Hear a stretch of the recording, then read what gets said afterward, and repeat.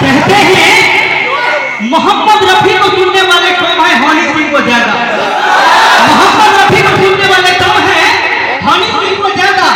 आजकल के DJ remix गीतों को सुनिए, पता नहीं चलता गाने वाला नर है या मादा।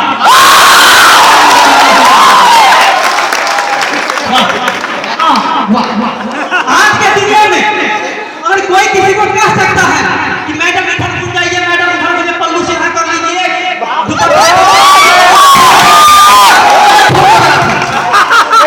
मीडिया मीडिया वाले को किसी भी न्यूज चाहिए, न्यूज में मुझे खुद ही बना ले।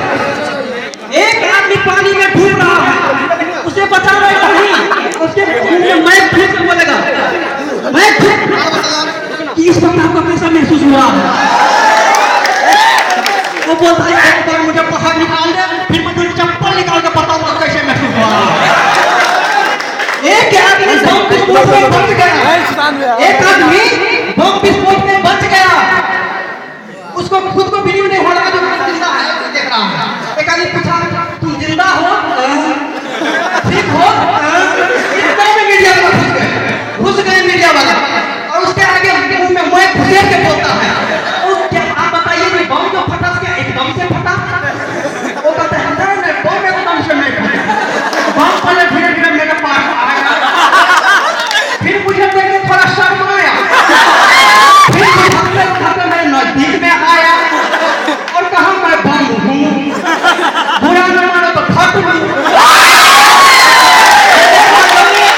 मैंने कहा ना आही करो तो फट लो, बम ऐसे मेरे उठा का फुटो।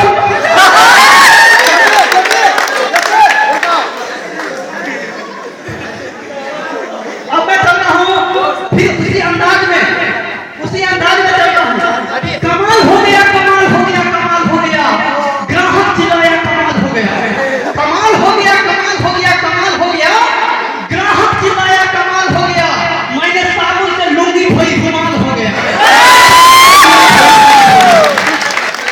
दुकानदार बोला व्यर्थ के आंसू मत बहा, दुकानदार बोला व्यर्थ के आंसू मत बहा, तू भी जाके उसी साबुन से नहा, तू भी जाके उसी साबुन से नहा, तेरी साइज भी छोटा हो जाएगा, यानी तू भी सिकुड़ जाएगा और दोनों की साइज बराबर हो जाएगा।